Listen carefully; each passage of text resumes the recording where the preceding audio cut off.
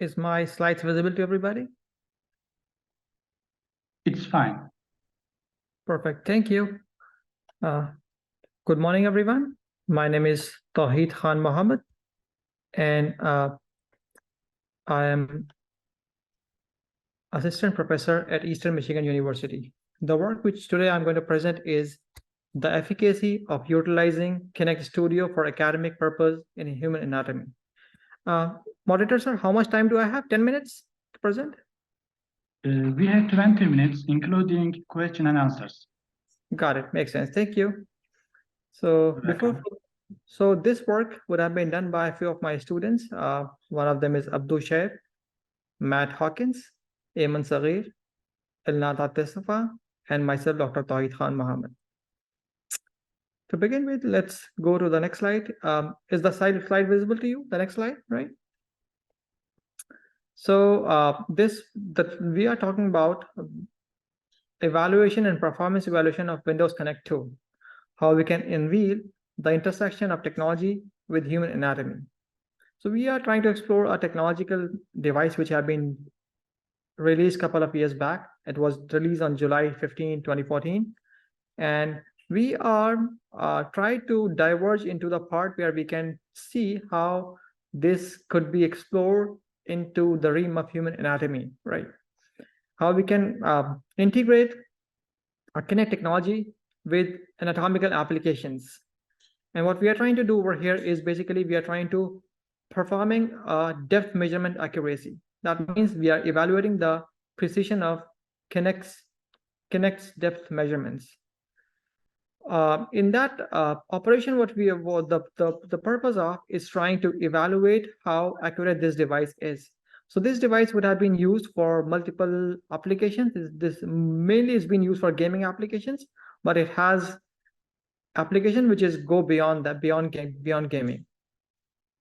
So Kinect is basically combining of two words, kinetic and connect. That makes this device called Microsoft Kinect. It's been used for unveiling the synergy behind the Kinect's name. So the Microsoft have been into the technological advancement, and they have been trying to release their products every now and then. And the main purpose of having these technological advances is to enhance the interaction with the computer. So my research area is human-computer interaction, which we are trying to evaluate different modalities, different devices, and check their performance evaluation. So this device having a motion sensor, which is a marvel developed by Microsoft. It was initially released back in 2010 with the name of Xbox 360. And now it's been, the advanced version came in 2014. It has multifunctional design, which incorporates talk about depth camera, microphone, and it has several other sensors for infrared. It has a hand-free interaction. That means it has a very precision in tracking the body movements for seamless gaming and entertainment. It's been used, for example, somebody's playing soccer. If he's moving his hand or if he's moving his limbs, it basically track the body, every part of the body, and then based on that, the decision would have been taken. So the moment we took or we move our feet or limb, perhaps the same action would be repeated by the computer, and then this will be considered to as one of the moves by the player. So for example, somebody is playing soccer. So if somebody is moving his leg, it's being prescribed as somebody is hitting the ball. It has a controller-free immersion. That means it elevates the user experience by eliminating the need for traditional controllers. That means we don't have to have the way back in the day we used to have controllers to play the game. We don't need those anymore. It has a controller-free immersion. We can eventually because the whole body will work as a controller device for playing the games.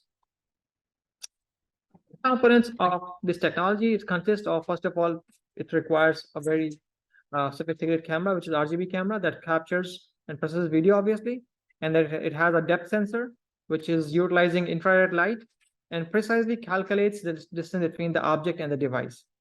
It has a microphone which captures the voice and high quality audio data.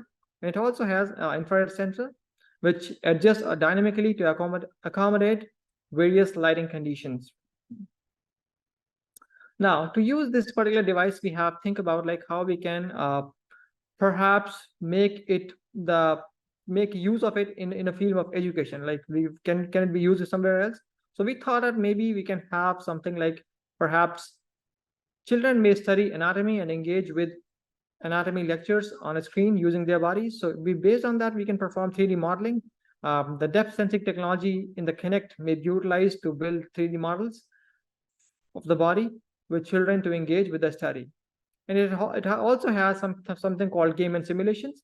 Children may learn about the anatomy and the human body by playing educational games and simulations. And it also have virtual discussions. That means Kinect technology can imitate virtual dissections to teach students about anatomy without using anatomical specimens. Now let's talk about the positive and the negative part. So for example, this device comes with its own, I would say, advantages and disadvantages, right?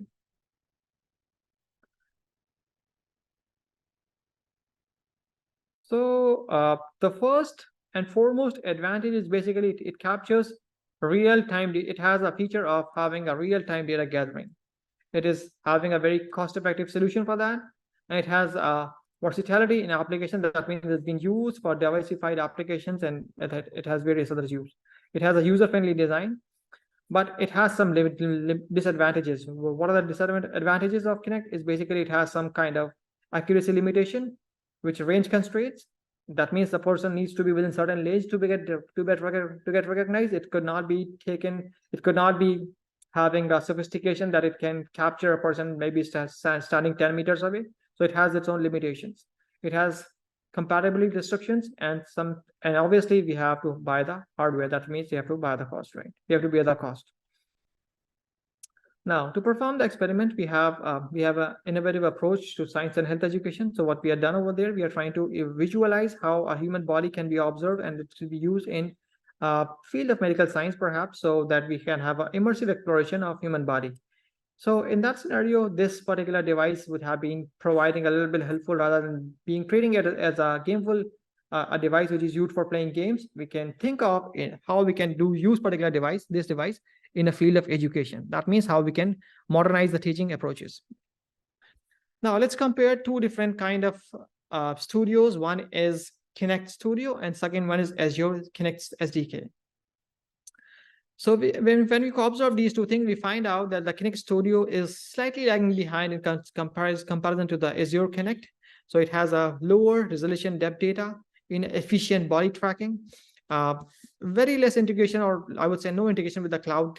That means we cannot store the information on the cloud, and less robust software for developmental tools. So it's not very dynamic in comparison to various new technologies such as Python and other programming languages. It is slightly cheaper. But on the other hand, the Azure, it's slightly advanced. It's more newer. It has high resolution depth camera. It has improved body tracking, improved with cloud services, and it's slightly more expensive, right? Now, the data analysis which we talk about. So the experiment which we have done, we try to evaluate the device based on comparison with some how accurate this device is. Basically, when comparing the distance, calculating the distance of object from the device. So we have compared this with, find out some data, and we compare with the latest iPhone. This experiment was done back in January. So it's been around 9 months since this experiment would have been performed. So the students would have done in a way that they have performed and try to evaluate which one is more accurate. So they have used iPhone. The latest iPhone was 13 that time, and which is based on its LiDAR sensor. And on the contrary, we are trying to use compare with the Kinect Studio and compare the data. And we find out that it's slightly lagging behind in certain aspects. It's not that advanced, and pretty much because one of the reasons could be this technology is slightly old. But we are trying to compare a device which is like a $200 device, which is with iPhone like $1,400 device, which is somewhat like it come with more advanced features. It has more nuances. But eventually, what we are trying to say is basically this device could be used, which could be a cost-effective and could be used for various learning purposes as well. The observation which we found out that it has The visibility and angle is played an important role. Then we have stability in the data. That means that the object should not be moving. Then we have to perform some kind of conversion in the units, convert the data that we got in appropriate units. Then it also required to have the observation for the precision of the data, then body index, and then also object shape consideration. For the depth measurement, it has discrepancies. We find out that Kinect Studio, it's slightly lagging behind, but on the contrary, the LiDAR camera, which is being used iPhone, it's more precise. It has like, when we try to compare the experiment by performing, for example, let's say if I have a scale and I can measure, I'm standing 1 meter away from the device or the camera, the iPhone is giving me slightly better results in comparison to this device, and their data is the data which we got from Kinect is a little bit off. So we have some limitations as well. It's now right now because the Windows 11 has not been supported. It has some challenges with the installation, and it has if you are a developer, that you can make explore of it, and then you can explore the library and try to make some definitely good quality games with it. The future direction would be like we are thinking of like maybe this device would be one of the effective ways of performing an educational efficacy comparison. Then it has diverse application potential. That means investigating the viability of Kinect Studio for anatomy education that's been used in the field of medical science. And then we have long-term information retention. And then it can store data for a longer time. And then it has also a possibility that we can be used for remote teaching possibilities. The nutshell that we are talking about, that it requires improvement, but it has its own advantages. That it could be used for, it could be a very good device for performing like some experiments. It definitely plus for scanning the whole body. It has its own utilization for performing 3D models for the human body, and so on and so forth. So these are some of the examples which we can talk about: performance enhancement, interactive and engaged teaching, visual exploration of human anatomy, visualization of depth measurement, and dynamic 3D learning. So these are some of the examples that we can explore this particular device into further research. That's all from my side. I'm open to questions. If anybody have questions, I'm more than happy to answer.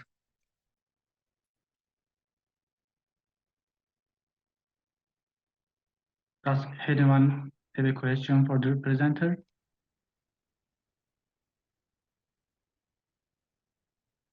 Thank you very much for that enlightening presentation.